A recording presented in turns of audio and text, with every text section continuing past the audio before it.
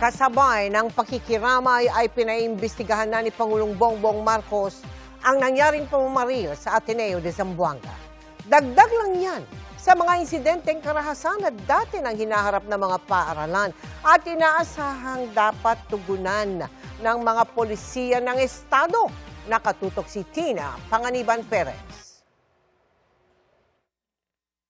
Hunyo lang nitong taon nang walang habas na mamaril ang 2 menor de edad na estudyante sa pinapasukang San Jose National High School sa Tacloban City. Ikinasawiyan ng 3 estudyante at ikinasugat ng 20 iba pa. Serious.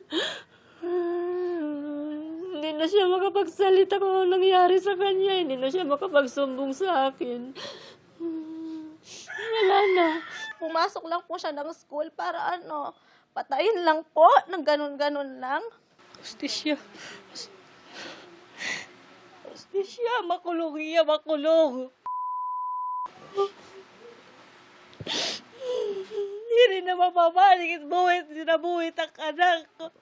Ang mga namaril, nahuli rin ilang oras matapos ang pamamaril.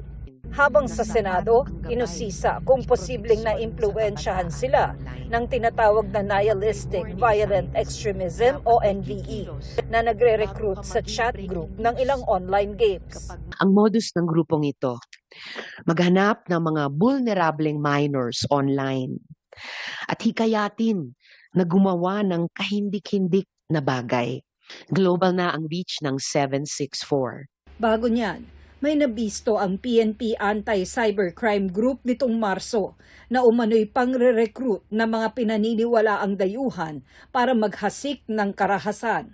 Sa tulong ng intel ng ilang dayuhang otoridad ay natumbok ang isang online gaming community at nasagip ang 7 menor de edad na estudyante na nagplano ring magkasa ng pag-atake sa kanilang paaralan sa Laguna pero nahadlangan. Dealing with the violence. So, stating plans to commit assault or mass shooting and to include suicide after the activities. Sabi ni Pangulong Bongbong Marcos sa latest State of the Nation address niya, pinapalakas na ang seguridad sa mga paaralan.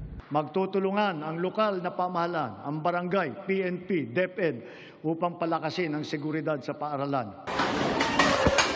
Pero sa gitna ng panibagong pamamaril ng isa namang grade 8 student sa Ateneo de Zamboanga, nag-utos ng investigasyon ang Pangulo. The statement of the Office of the President, and I quote, "We grieve with the families and the entire Ateneo de Zamboanga community over a tragedy that should never have happened.